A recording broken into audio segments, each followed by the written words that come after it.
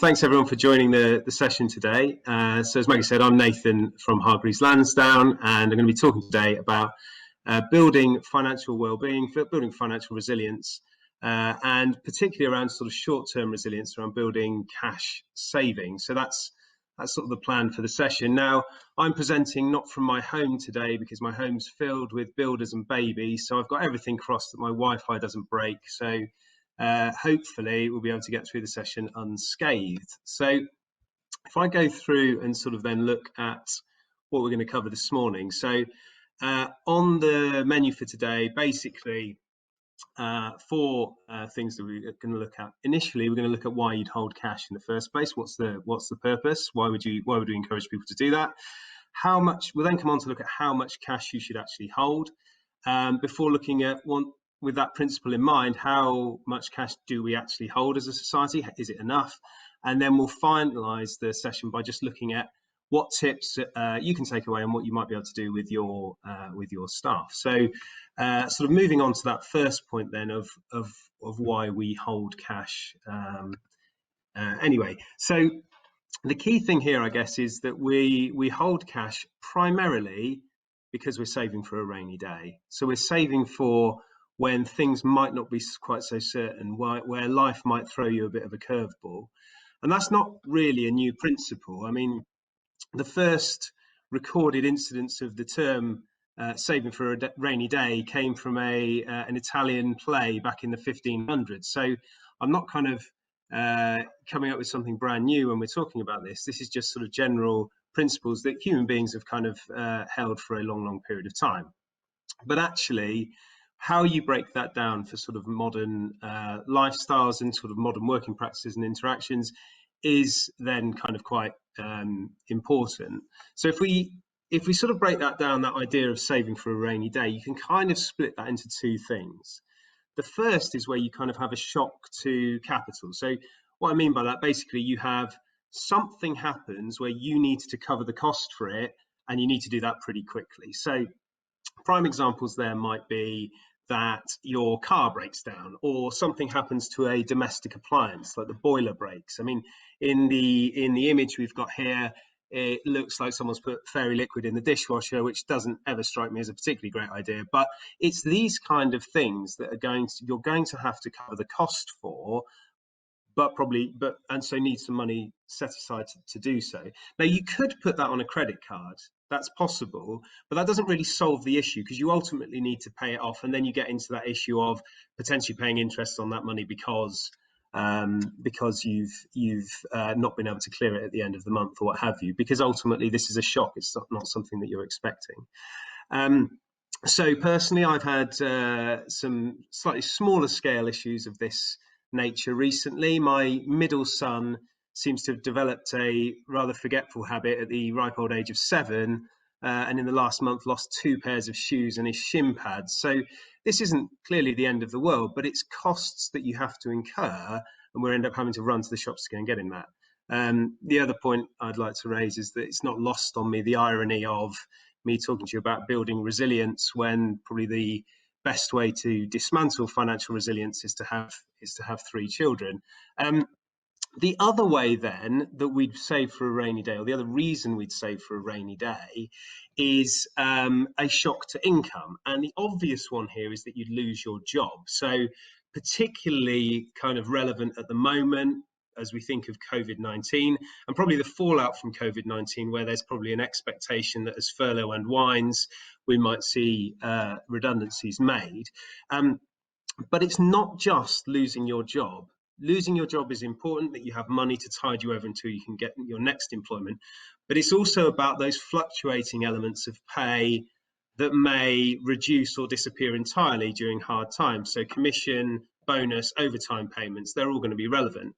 Now, our experience when we speak to employees within our workplace division is that often people are using those fluctuating elements of pay to cover their regular outgoings. So they're not seen as a bonus. They're not seen as the icing on the top of their reward.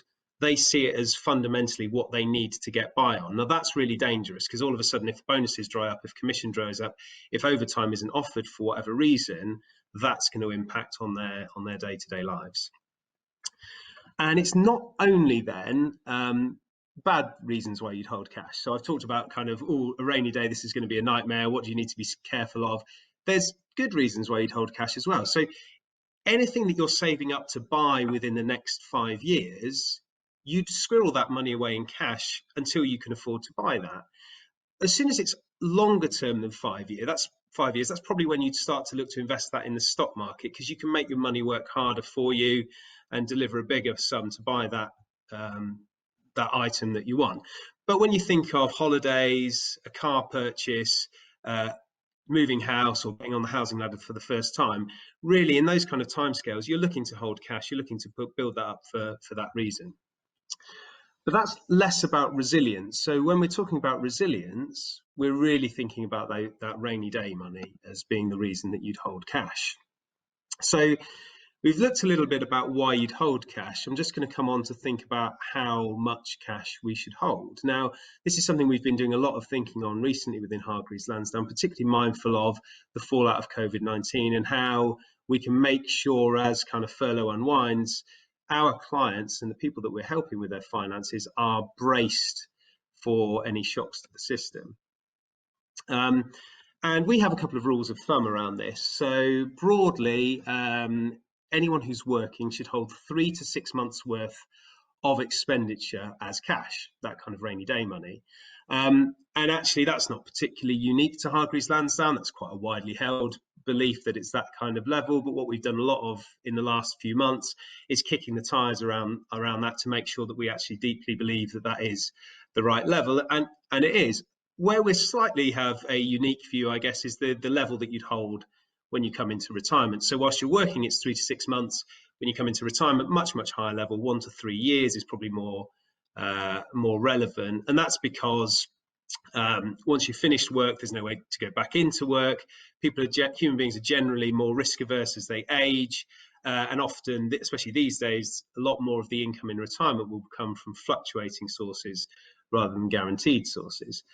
You'll also notice that those bands are quite wide, and that's because whilst the rule of thumb is really important to channel people's minds into what they should be doing, actually it needs to be broad enough that people can kind of tailor that and calibrate it to their own circumstances, and that's a lot about what we're doing.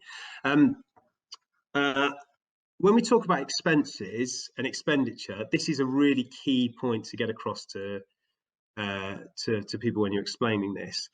And the reason being, because our experiences is that as soon as you say expenditure, 3 to 6 months worth of expenses, people think you mean 3 to 6 months worth of earnings. So they turn it into a salary figure.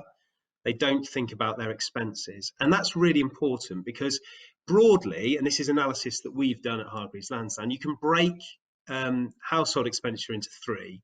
So you can have the essential spending, which basically if you didn't have, you'd be completely in trouble. So it's just having a roof over your head, making sure there's food on the table, that kind of thing. You've then got the things which mean you've got a comfortable existence. So it's kind of the things that really you do need, but if you went 2 or 3 months without it, you'd probably be okay. And then you've got kind of the non-essential spending, which is almost your luxuries. Now, we've kind of bracketed these for the purposes of our analysis, but actually the reality is this is really different for different people. So for example, the gym membership, we've bracketed as non-essential in our work. There's lots of people who would see that as absolutely essential to their day-to-day lives, partly from a mental health sort of perspective as well. But really key to get that message across that it's the expenses and not the income, the earnings in the month. Now, the reality of that situation then is that for the average single person household, 47% of their earnings are essential, but that means more than half are not essential. So if you're thinking about how you then explain that to staff, it's quite a big deal that they get this idea of covering the things that they're going to need to pay for, not necessarily what they want to spend. What that means is that on average, for an average household, to cover 3 months worth of expenses, it's broadly £3,000. To cover 6 months worth of expenses, you're up at £6,000. So clearly these are reasonable sums to have squirreled away, but they're not unachievable, and it's things that you can kind of work towards and help clients and your employees to get to the right kind of levels. And with that kind of principle in mind, we can then start to look at the reality. How resilient are we as a society? So we've done a lot of looking at sort of data that exists out there to kind of see how resilient we are to a shock.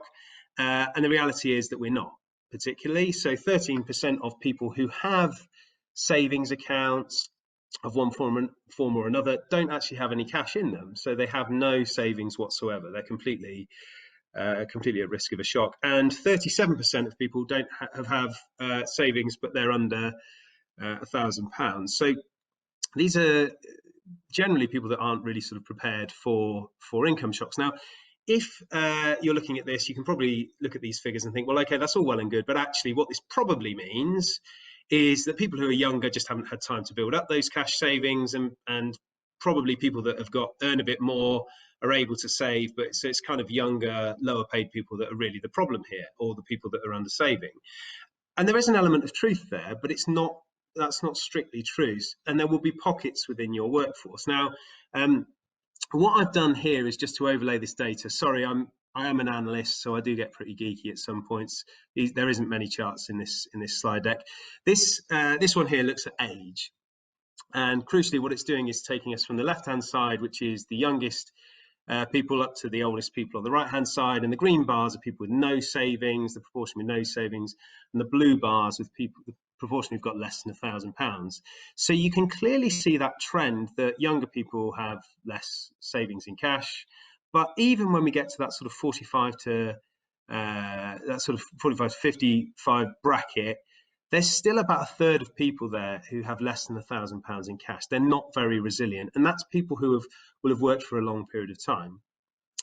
If we look then at the same situation, but take a household income lens over that instead, again, you've got that same trend that the more you earn as a household, the more likely you are to have got cash savings. But if you look at those kind of figures at the far end, so you've got households which are sort of far wealthier, there's still groups within there, still pockets where they've just got no savings at all. And a lot of times they'll have less than £1,000 in saving. Now, also think about those households that earn more. They've probably got higher expenses as well, because they generally will tend to have a bigger house, which means a bigger mortgage. And all of a sudden, you can start to realise that the amount you earn is important, but it won't mean that people have got enough money squirreled away just in case some bad things happen. So clearly some issues, clearly some reasons to speak to your staff on this one, to your employees. I think what's quite important is that now is a really good time to be talking to people about this issue, because it's live in their minds. There is some uncertainty, and so people are pretty open to these conversations, and that's the best time to be having them. Now, what's quite interesting, fairly early on during lockdown, the IFS, a very well respected think tank, came out with some work which showed that the average household, 25% of what they normally spend was just impossible to spend during lockdown. So we've all had instances where you can't go out for a coffee, you can't go out for a beer, what have you, you can't take your kids to the zoo, whatever it may be. And actually what they're finding is that people just could not spend the money even if they wanted to.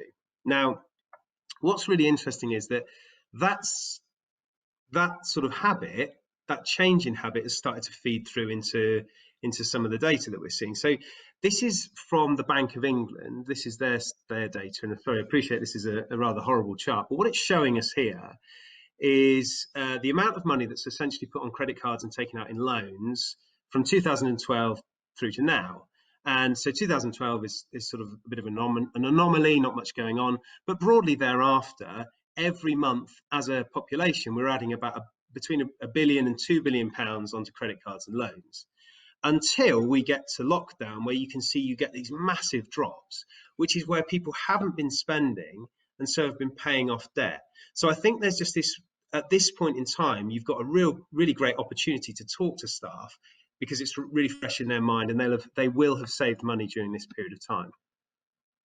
So how do you build short-term resilience? What's the best way to deal with it? Right, okay, I'll just leave you with some tips on this one. So our approach is always to start with with your employees to find out what the issues are, try and understand those. Is that focus group, surveys, bring that to life a bit more. You can target that messaging a little bit more easily and help to kind of really deliver the right content. Decide who's going to deliver that. Is it yourselves from an HR perspective, or will you partner with a third party? I would say with this kind of messaging, it's definitely something that can be done in-house. However, there are a couple of things to be mindful of. So for example, where you're trying to talk about having enough money just in case there's a risk of job loss, okay, that's going to be a pretty sensitive one to deliver. Is that better from a third party? You can start to do it by talking about partners and whether maybe they might be susceptible to a job loss to sort of change that. And there's also issues around kind of if people start talking about where should they hold their cash, how much, what rates are available, all these kind of things.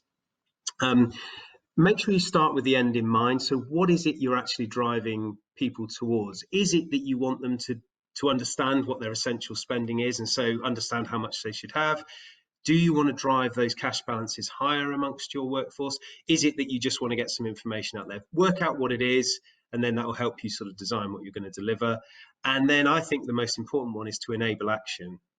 We spend a lot of time at Hargreaves Lansdown in trying to make it easy for people to do the things that we want them to do, because actually otherwise, if you give them information, it might help them in the short term, but if they don't take action, it hasn't really changed their financial future, and that's quite important. So hopefully that gives you some tips. That's my sort of talking over. So happy to take any questions if there are any. Well, many thanks, Nathan. That was a really great talk this morning. Very much appreciated. So we've got some questions, and fortunately, a couple of minutes to ask them and get some answers. So one question that's come through is around interest rates. Are so bad at the moment, so bad. Should that change the way that we encourage people to cash? Yeah, that's a really good question, because there is a tendency and a temptation to potentially try and invest your money rather than hold it in cash when rates are so low. But you kind of need to stick to your principles and know why you're holding your cash. So you need that money for the short term to be held as cash for that rainy day, because otherwise, because you need the whole point of it is it's an emergency fund. You need it in an emergency. So you can shop around for some rates that are a bit better, and that's definitely worth doing. But broadly, holding it in easy access accounts is going to be sort of the best way to do it. Once you've held a little bit more, you can start to look to fix it for periods, so 1 month, 3 month fixes, just to get a little bit more money. But broadly, you do need to sort of tend to keep it in cash. Sure, thank you.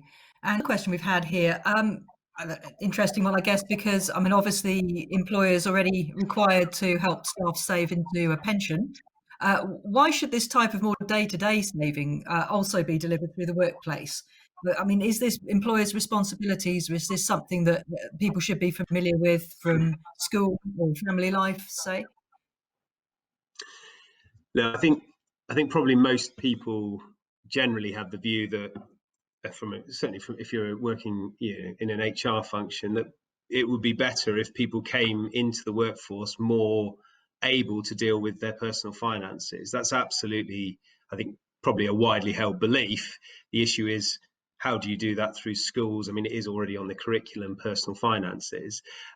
So I think almost rather than it being the responsibility of the employer, it's more of just the fact that your staff are going to be dealing with these issues and they need help. And it's just, employers are a great way to sort of do this. You're already talking to them about pension planning, and I actually think that talking to them about cash saving alongside that just helps them to balance their short-term and longer-term needs, and probably makes what you're talking about a lot more relevant, especially to younger employees who perhaps need to start to build up that cash buffer.